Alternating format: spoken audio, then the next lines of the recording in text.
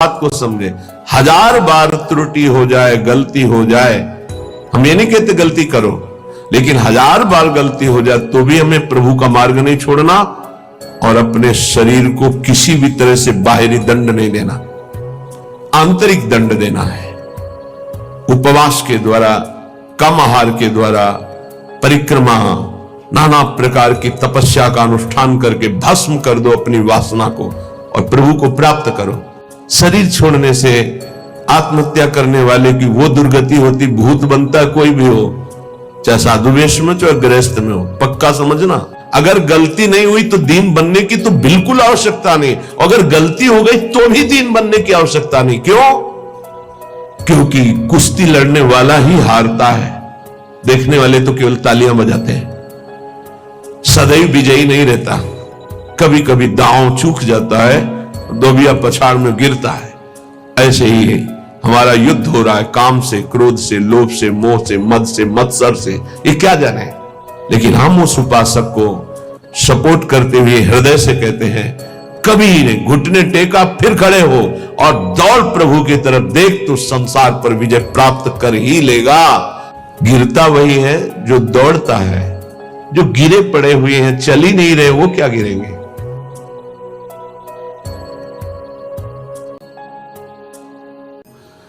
इतने बड़े हैं प्रभु कि जो भी बड़ा होता है इनकी बड़ाई से होता है। वो दीन होकर प्रियाजू से याचना करते हैं प्रेम की और कहते हैं कि आप कृपा करके, कृपा कोर करके हमारी तरफ देख लो बस। कैसी दैन्यता प्रभु में है। प्यारी जी से कहते हैं, नेक प्रसन्न होकर हमारी तरफ कृपा दृष्टि से देख लो। इनकी कृपा दृष्टि शिव ब्रह्मादि चाहते हैं। ये प्रभु अपने महत्व को भूलकर प्रियाजू के प्रति इतना दैन्य होकर तब रस की याचना करते हुए कहते हैं, मुझे रति प्रदान करो, प्रेम प्रदान करो और कृपा कोर से कृपा कटाक्ष करते हुए हमारी तरफ देख लो। ये बांके बिहारी है, तो इनका व्रत भी बांका है, निराला ही है, अद्भुत है। ये प्रियाजू की रुचि लेकर के चलते हैं। यहां भाव क्या दिखा रहे हैं?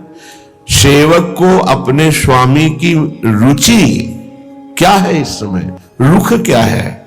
मन मन की रुचि जान नेह विधि अनुसर है। इतनी बड़ी सामर्थ्य होती है। अन्य सिद्धियों का त्यागी जो महान भगवत अनुरागी है, वो अपने इष्ट देव की मन की बात जानकर उसके अनुसार सेवा करता है। यही लालजू आचरण करके दिखा रहे हैं। प्रियाजू के भावों की तरफ देखते रहते हैं, उनके इशारे और उनकी रुचि के अनुसार चलते हैं और अपने कर कमल से स्वयं श्रृंगार सेवा करते हैं।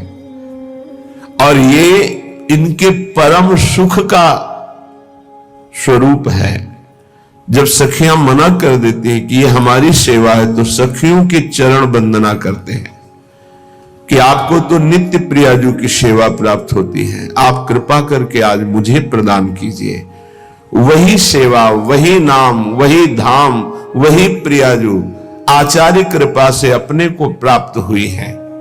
वही राधा नाम, वही हमारी लाडली जू, वही हमारा वृंदावन धाम और वही सेवा पद्धति आचार्य कृपा से अपने जैसे अनाधिकारियों को प्राप्त हो गई है।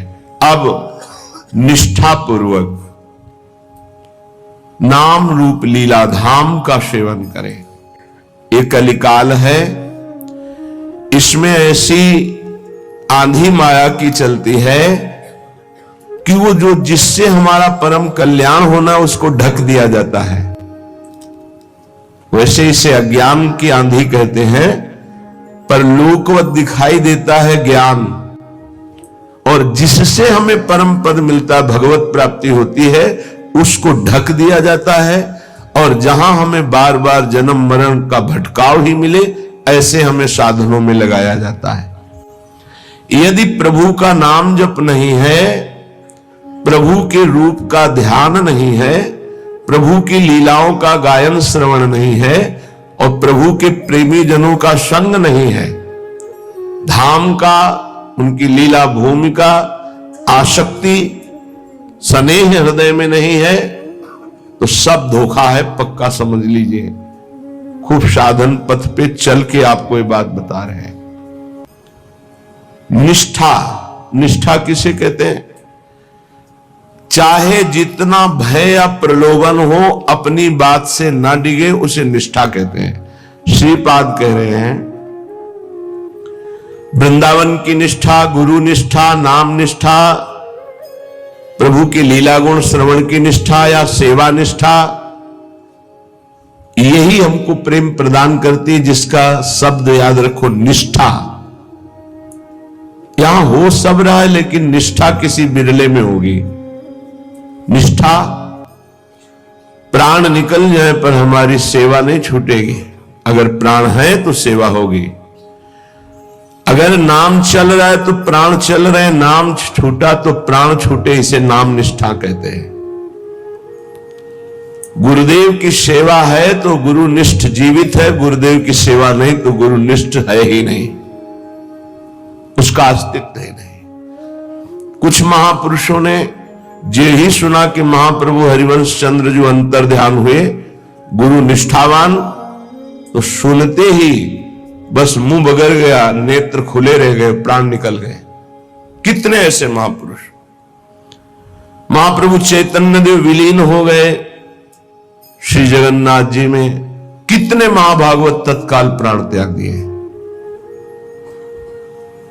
अपने गुरुदेव के प्रति ऐसी निष्ठा या नाम के प्रति निष्ठा या इष्ट देव के प्रति सेवा की निष्ठा, ये बड़ी दुर्लभ है। और निष्ठा प्राप्त हो गई तो अजित भगवान को जीत लिया। ये निष्ठा कैसे मानी जाएगी कि हमारे हृदय में आ रही है? यदि हमारी लोक में निंदा हो रही है खूब स्वच्छंद रूप से, फिर भी हम अपनी भक्ति को न छोड़ें।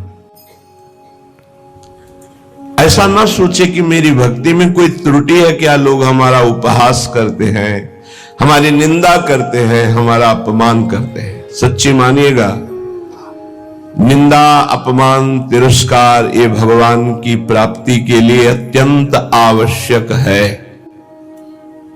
उसे शायद आप ना समझ पाए कि तिरस्कार, अपमान और निंदा कैसे आवश्यक हो सकती है, क्योंकि जो हमारा शरीर राग है और अन्य भरोसे हैं, ये तभी नष्ट